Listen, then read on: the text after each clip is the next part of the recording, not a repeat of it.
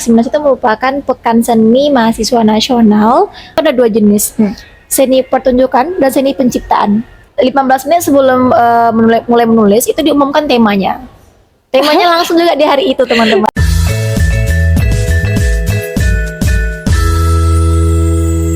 Di observasi itu Gigi ngapain aja? Kami dibawa ke sana, itu ketika masuk turun, berjalan dipandu oleh LO-nya. Kemudian kami diminta untuk menelusuri tim itu. Bebas kemana saja? Sebenarnya tidak bisa dikatakan bebas karena kami mengikuti panduan dari LO. LO di depan kami. Kami berombongan. Nah, ini kesulitannya teman-teman dan Ibu. Tim itu sedang tidak rame, sedang tidak buka sebenarnya. Kenapa? Pertama, museumnya tutup. Museumnya yang jadi spot paling menarik di tim itu tutup. Dan satpamnya bilang kami nggak bisa masuk karena memang museum galerinya sedang tidak itu dioperasikan dulu gitu. Karena perbaikan. Iya, di situ kami mengeluhkannya. Itu yang pertama. Yang kedua, udah terbayang ya. Iya. Mau bikin cerpen tentang itu. Yang kedua, museumnya tutup, nggak ada pertunjukan di tim itu. Biasanya orang ada pameran kayak pertunjukan, misalnya siapa yang tampil baca puisi lah, ini segala macamnya, biasanya yang di tim itu. Tapi yang kami kemarin pergi ini nggak ada, teman-teman. Benar-benar sepi, nggak banyak orang, nggak ada apapun yang membangkitkan eksplorasi pikiran kami tentang sesuatu gitu. Dan beruntungnya, alhamdulillahnya perpustakaannya PDS HB Jasin itu buka. Dan kita boleh masuk. Boleh masuk. Memang kami harus masuk ke sana gitu. Karena cuma itu harapan kami untuk mengeksplorasi. Jadi cuma itu spot yang bisa benar sekali. Semua tim cerpen. Iya, semua tim cerpen. Terus perpustakaannya bagus banget. Bagus banget. Dia berjenjang gitu duduk-duduk orangnya. Buku-bukunya banyak. Estetik ya? Estetik banget dan nyaman, bersih. Di sana Gizi pribadi tidak banyak eksplorasi buku. Dia banyak buku sastra aja gitu. Kemudian lebih ke itu sih, jujur foto-foto. Sudah pasti, tidak sudah mau pasti mengcapture momen yang ada karena jarang-jarang kan ke HB Jasin. Kapan lagi? Iya benar. Setelah kami selesai, kami langsung selesai udah. Jadi di dalam pikiran Gigi ini kan berarti Gigi ada tujuan nih. Oke, hari ini saya akan observasi. Observasi ini gunanya nanti untuk cerpen besok. Di dalam pikiran Gigi apa yang Gigi lakukan ketika observasi itu gitu? Ketika observasi sebenarnya kita harus persiapkan buku, sebuah catatan kecil. Buku catatan. Ya, kami semua bawa.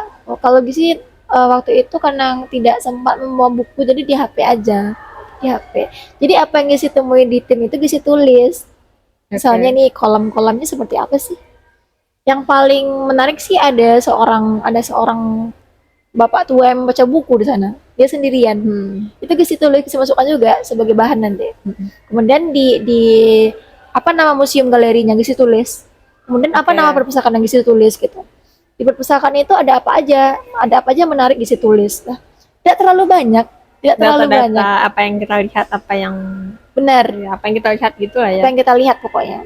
Tapi setelah observasi itu atau sedang observasi itu tiba-tiba kepikiran ini kayaknya bagus nih untuk cerpen gitu nggak? Atau pernah pulang-pulang belum ada sudah terbayang. Sudah terbayang ketika kita mengeksplorasi tim itu sudah terbayang di sini kayaknya bisa mulai cerita nih gitu di spot ini gitu. Kebetulan ada juga yang menarik orang-orangnya, beberapa orang bahkan satu orang gitu. Nah, dan plot twistnya itu ternyata pas di hari H mulai lomba temanya tidak berkaitan dengan observasi. Itu tantangan untuk para juara. Jadi udah selesai nih. Observasi ini sore. Udah selesai. Terus kembali lagi ke penginapan masing-masing. Habis itu malamnya berpikir keras belajar ini dulu apa nih yang mau diramu dari hasil observasi itu. Gitu. Kebanyakan teman-teman Gisi yang observasi itu bingung sama Gisi. Kami saling menanya gitu kan, kalian dapat apa aja observasi? Gak tahu katanya, gak ada yang bisa dilihat katanya, maksudnya gak banyak gitu. Karena timnya juga lagi sepi gitu. Bahkan gak bisa bertanya ke orang-orang karena orangnya nggak ada juga gitu. Ya nggak Ada. mungkin kita wawancarin orang di pustaka kan. Iya, nggak Orang mungkin lagi- juga orang lagi fokus baca Iya. gitu. Jadi malam malam, itu- itu bikin cerpen atau gimana? Tidak. Tidak. Malam itu Gizi malahan ngebaca kumcer lagi, Oke, nggak berlatih menulis kalimat tidak apapun. berlatih menulis apapun, hanya mengulang bacaan aja gitu. Oke, terus? Tapi karena Gizi sekamar sama dosen pembimbing, ada diskusi kecil kami mengenai cerpen. Oke. Isi bawa kumpulan cerpen kan, jadi kami di situ ngebahas gitu apa isi dari salah satu cerpennya gitu. Lumayan panjang diskusi sampai malam gitu, sampai jam 11 kami diskusi gitu. Bu Nesa selaku dosen pembimbing dan pendamping yang paling baik sudah memahamkan kepada Gizi apa sih cerpen itu yang bagusnya gitu. Bu Nesa udah notice kan, tidak perlu dipikirkan kali kata Bu Nesa, tidak usah berat-berat pemikirannya gitu. Pokoknya besok itu Dirilekskan. iya, pokoknya besok itu kita kan udah paham nih apa tips-tipsnya dari juri pas pembekalan gitu. Jadi gini teman-teman, pas sebelum kita lomba itu, juri-juri ngasih pembekalan dulu. Oh iya, pas Heeh. technical meeting. Iya, H-1 sebelum kita lomba, technical meeting. Boleh Ntar kasih- dibocorin apa Iya, apa yang juri- disampaikan juri? Juri siapa aja? jurinya ada 3. Itu pertama ada Putu Fajar Arkana, beliau kurator Kompas, sudah berpengalaman di bidang seni khususnya. Beliau nggak hanya nulis juga melukis. Oke, ya. Pokoknya seninya udah banyak dicobain semua ya. Kemudian Beni Arnas, dia orang Sumatera Selatan, penulis, traveler juga, tulisan-tulisannya luar biasa. Kemudian dari akademisi itu ada Imam Tohari, dia merupakan akademisi di Jawa gitu. 3 orang itu 3 orang yang benar-benar hebat sih menurut Gi. Iya. Saya udah baca karya mereka, dan benar luar biasa. Seperti itu. Jadi kami diberikan tips sebelum kami lomba. Oke. Tipsnya itu pertama kami ditanya dulu, apa pengetahuan kami tentang cerpen? Iya. Dalam ruangan kelas itu kami ditanya, tahu apa sih kamu tentang cerpen gitu. Terus apa aja yang harus diperhatikan sebelum membuat cerpen gitu. Jadi semua kami saling tunjuk tangan. Kalau menurut saya ini, kalau menurut saya ini gitu, Yeah. kalau menurut saya ini gitu. Setelah dikumpulkan semua jawaban peserta, baru juri menyimpulkan apa sih yang sebenarnya gitu. Jadi sebenarnya teman-teman dalam memulai sebuah cerpen itu 3 aja dulu. Tema, kemudian latar, kemudian bagaimana kita penokohannya seperti itu. Unsur-unsur intrinsik lah dulu, unsur-unsur dari dalamnya gitu. Tapi jawaban kami benar juga, ada unsur-unsur ekstrinsik yang lainnya juga gitu, juga membangun. Gisi ada catatannya, Coba. takutnya Gisi lupa. Kita bocorin Yap, apa yang disampaikan oleh juri, mana tahu kita juga bisa belajar dari situ.